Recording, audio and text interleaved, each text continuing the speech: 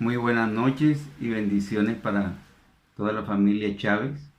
Nuevamente estamos aquí en el curso La enseñanza del Señor Jesús. El domingo anterior estuvimos hablando sobre lo que enseñó Jesús acerca de las Sagradas Escrituras. Hoy vamos a la lección número 2, que es lo que Jesús enseñó acerca de la salvación. Damos gracias a Dios por esta oportunidad que nos da y pedimos un espíritu enseñable para poder recibir y captar su palabra. Jesús vino a este mundo con una misión muy clara, y es buscar y salvar lo que se había perdido. Él vino a rescatar a la humanidad de la muerte eterna. Acuérdense que cuando Adán y Eva pecaron, entraron 3 maldiciones: la pobreza, la muerte física y la muerte espiritual. Entonces, estábamos separados de Dios.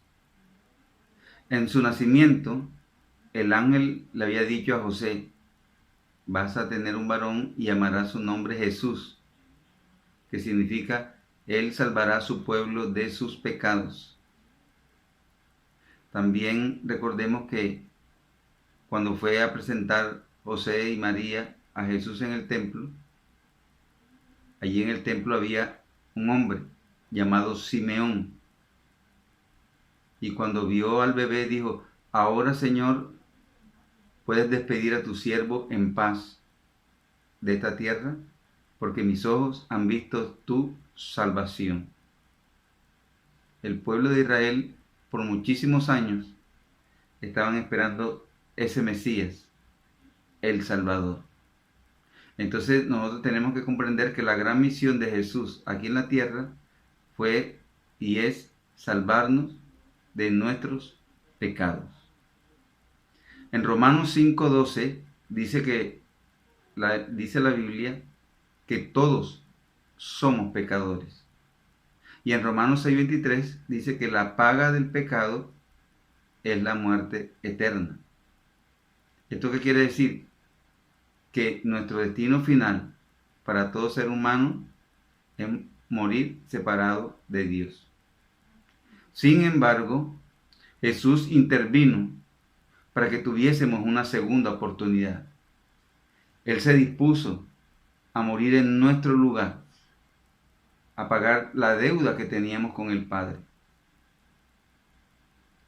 Vamos a ver algunas preguntas acerca de la salvación. La primera es: ¿cuál es la situación de la naturaleza humana después del pecado? ¿Qué nos dice la Biblia? Bueno, en Génesis capítulo 6, versículo número 5, dice: y vio Jehová que la maldad de los hombres era mucha en la tierra, y que todo designio de los pensamientos del corazón de ellos era de continuo solamente el mal. O sea que a raíz del pecado entró la maldad, y ese era el pensamiento de todas las personas. Jesús enseñó que el corazón humano es corrupto y está lleno de muerte, adulterio, prostitución y cualquier clase de pecado.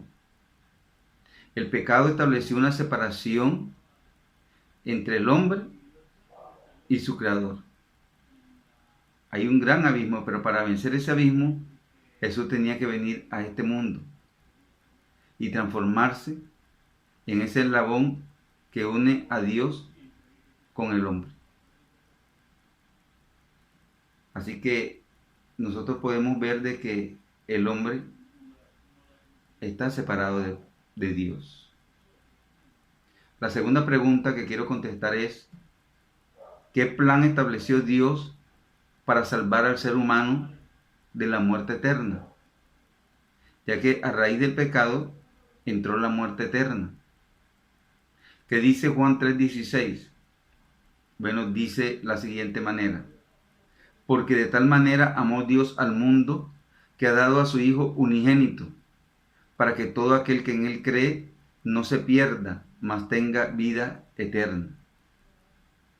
Dios creó un plan de salvación y fue dar a su Hijo unigénito. ¿Para qué? Para que todo aquel que en Él cree pueda tener la vida eterna. El pasaje para la vida eterna es creer en el Señor Jesús. Dice Gálatas 4:4, pero cuando vino el cumplimiento del tiempo, Dios envió a su Hijo nacido de mujer. Dios envió a su Hijo en el tiempo preciso, no antes ni después. Jesús vino a asumir los pecados del ser humano y a morir en su lugar. Así que antes que la humanidad fuese creada, ya Dios tenía un plan.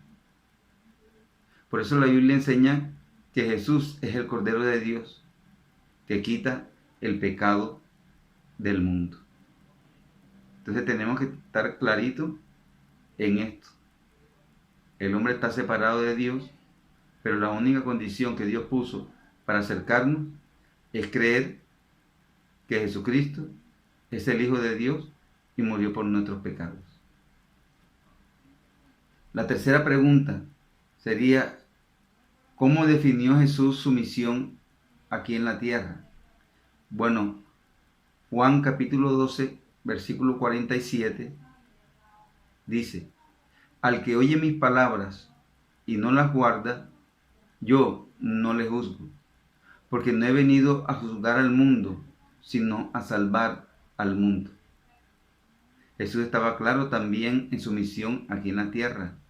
Jesús vino a este mundo porque la humanidad necesitaba ser salvada de la muerte eterna. Fue un maravilloso acto de amor, dejar las cortes celestiales, dejar su gloria y asumir la naturaleza frágil y humana en una cruz. Él lo hizo todo por amor. Si esto no te sensibiliza tu corazón, nada más lo va a hacer. Saber de que alguien murió por amor por ti, eso no tiene precio. La cuarta pregunta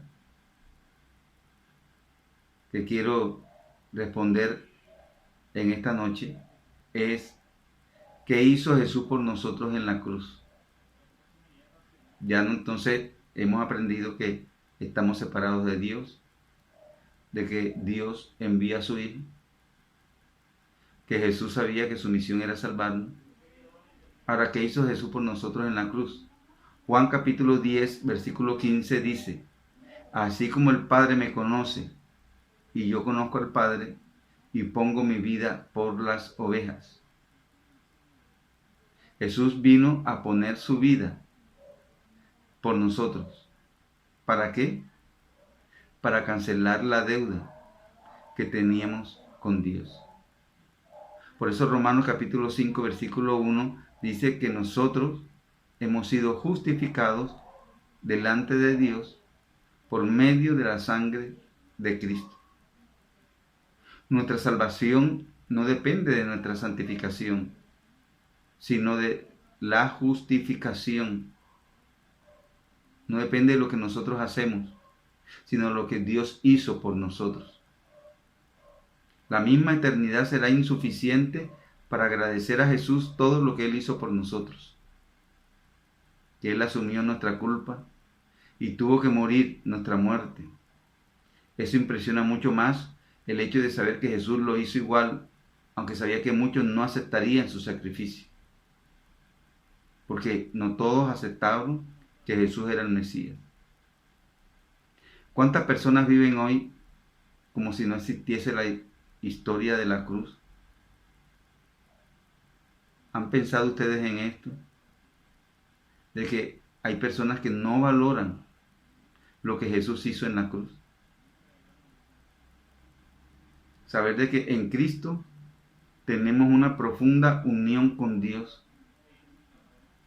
Por la vida justa que Él vivió y su muerte sustitutiva, nosotros fuimos justificados y aceptados por el Padre. A Él sea la honra, la gloria y la alabanza por los siglos de los siglos. La quinta pregunta es, ¿cuál es la alegría que hay en el cielo cuando un pecador se arrepiente? ¿Sabía usted que cuando un pecador se arrepiente, algo pasa allá en el cielo?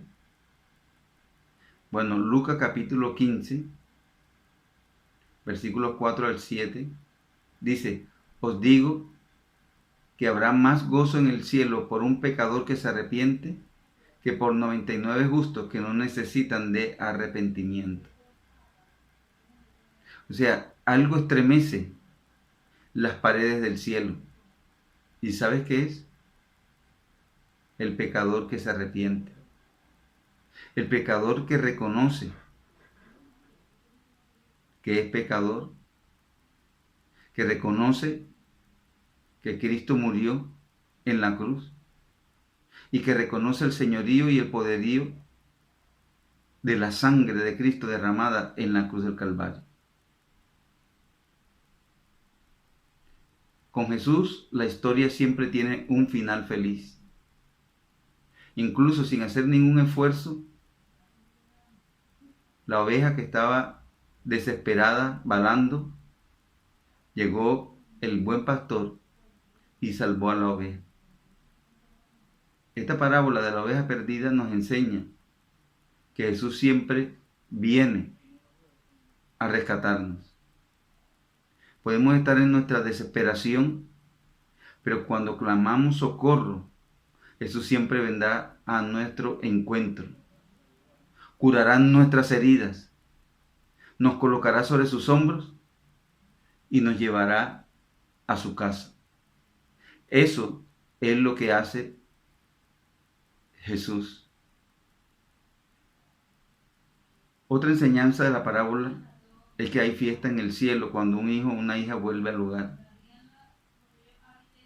Usted sabe que eso estremece el reino de los cielos. El profeta Isaías también lo manifestó en su capítulo 53, versículo 11, cuando dice, verá el fruto de la aflicción de su alma y quedará satisfecho. En otras palabras, cuando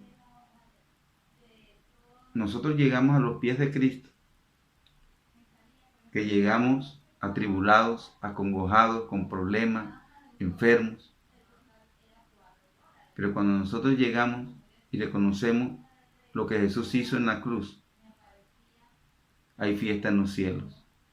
Como diciendo, lo que hizo Jesús en la cruz no fue en vano.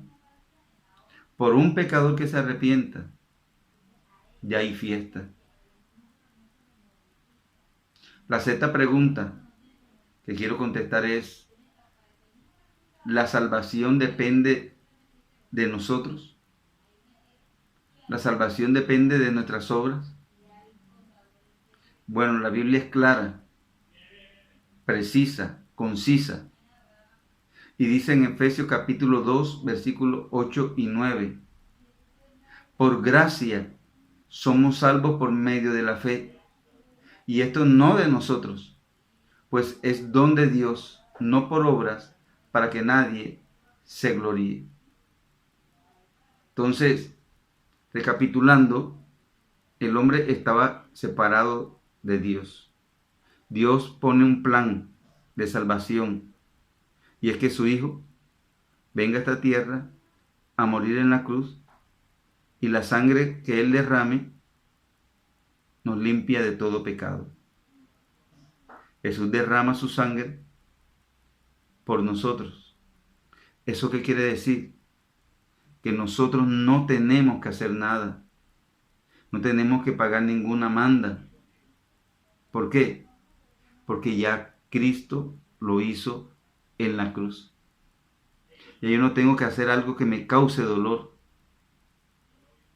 Como en la tierra de mi mamá, que es Santo Tomás, de los penitentes. Yo conocí un hombre que por 25 años se hizo penitente para que Dios sanara a su hijo. Y nunca lo sanó. ¿Por qué? Porque todo don perfecto viene de lo alto.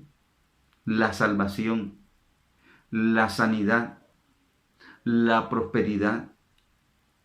Lo que Adán le entregó en bandeja de plata a Satanás, Jesús lo rescató en la cruz del Calvario, como diciendo, dame acá la salvación del hombre, dame acá la sanidad del hombre, dame acá la prosperidad del hombre. Y todo hombre que mire a la cruz recibe como recompensa ese combo, la salvación, la sanidad y la prosperidad. Y Pablo fue claro en Efesios 2:8, esto es don de Dios, no por obras, para que nadie se gloríe. Fue lo que dije anteriormente, nuestra salvación no depende de nuestra santificación, de lo que nosotros hagamos. Depende de la justificación, que fue lo que hizo Jesús en la cruz del Calvario. Por eso dice, por gracia somos salvos por medio de la fe. Entonces simplemente nada más tienes que creer. No tienes que caminar de rodillas, ¿no? No importa lo que tú hayas hecho, no importa si has sido el más vil de la casa, de la familia, la oveja negra, pero tan solamente tú pides perdón a Jesús de corazón y reconoces lo que hizo Jesús en la cruz, tus pecados te son borrados. Ahora, la séptima pregunta dice, ¿cómo el ser humano puede alcanzar la salvación? Ya sabemos de que Jesús nos dio la salvación en la cruz. ¿Qué tengo que hacer yo? Bueno, el libro de los Hechos, capítulo número 16, versículo 31, dice, cree en el Señor Jesucristo y serás salvo tú y toda tu casa. Solamente tienes que creer. La salvación es por fe. La octava pregunta dice, si somos salvos por gracia o por fe, ¿cuál es el valor de las obras en la vida de un cristiano? En otras palabras es, si tú eres un cristiano, un hijo de Dios, ¿qué papel cumplen las obras que tú haces después de convertido?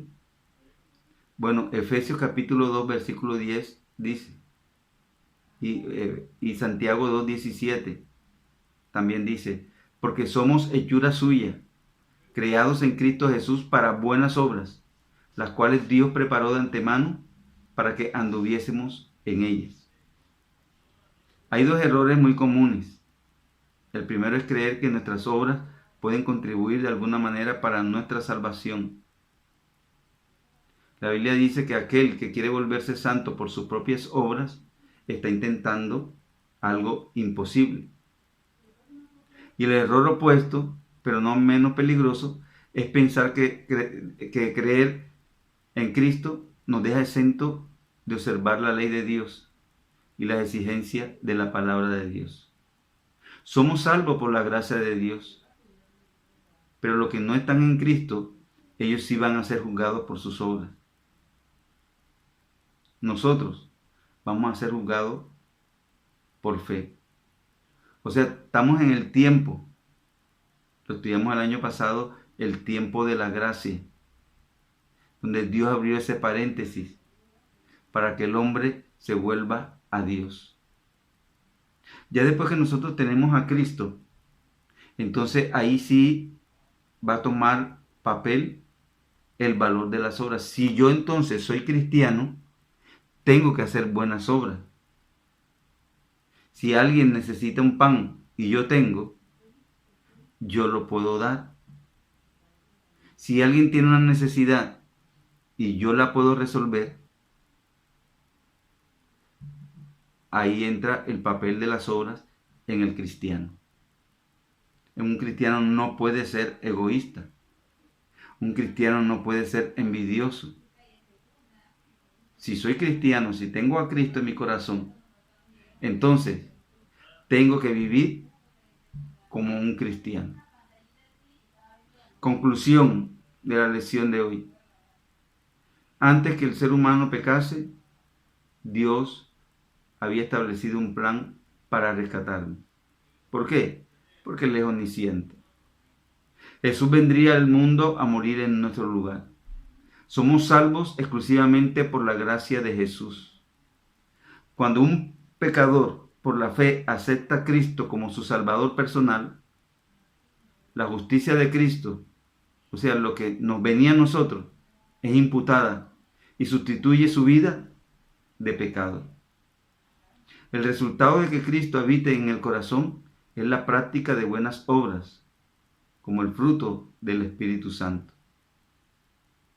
La gran noticia del Evangelio es que no somos nosotros los que elegimos a Cristo, sino que Él nos eligió y nos destinó para ser salvos. Hoy es una oportunidad para nosotros llegar ante la presencia de Dios. Si no hemos recibido a Cristo en nuestro corazón, vamos a abrir nuestro corazón y decirle: Señor Jesús, yo te pido perdón por todos mis pecados y reconozco el sacrificio tuyo en la cruz del Calvario. Gracias por morir en la cruz y pagar mi deuda ante el Padre. Te recibo como mi único y suficiente Salvador, y escribe mi nombre en el libro de la vida, para cuando salga de esta tierra tenga un puerto seguro, la vida eterna, el reino de Dios. Gracias, Señor Jesús. Entonces, hoy hemos aprendido claramente, de una forma concisa, precisa y maciza, lo que fue el plan de salvación. 1. El hombre está separado de Dios por el pecado original de Adán y Eva. 2. Dios planificó un plan de salvación, y era que su Hijo muriera en la cruz. 3. Jesús nos dio la salvación yendo a la cruz a morir por cada uno de nosotros. Y 4, ahora a nosotros nos toca abrir nuestro corazón y creer en fe y recibirlo como nuestro Señor y Salvador. Si hemos creído estos pasos y hemos hecho la oración en fe, el día que partamos de aquí, nos vamos con el Señor. Es por eso que el cristiano no le puede tener miedo a ninguna enfermedad, a un COVID, a la muerte, no. ¿Por qué? Porque sabemos que después de la muerte vamos a un lugar mejor. Bueno, para mí fue una bendición poder compartir con usted esta lección número 2 de la salvación. Así que nos vemos el próximo domingo en la lección número 3. Quiero dejar una tarea, y es que busque un versículo del Nuevo Testamento que hable sobre la salvación, lo que hizo Jesús en la cruz. Y el próximo domingo lo vamos a comentar aquí en este lugar. Muchísimas gracias. Y ahora nuestra hermana Yolima tomará la tarea. Voy a pedir que mi hermana Nancy nos responda la tarea que pusimos el domingo anterior acerca de la parábola del sembrador, cuáles son los 4 tipos de suelo. No olviden, los amo en el amor del Señor, amor, paz y buen genio.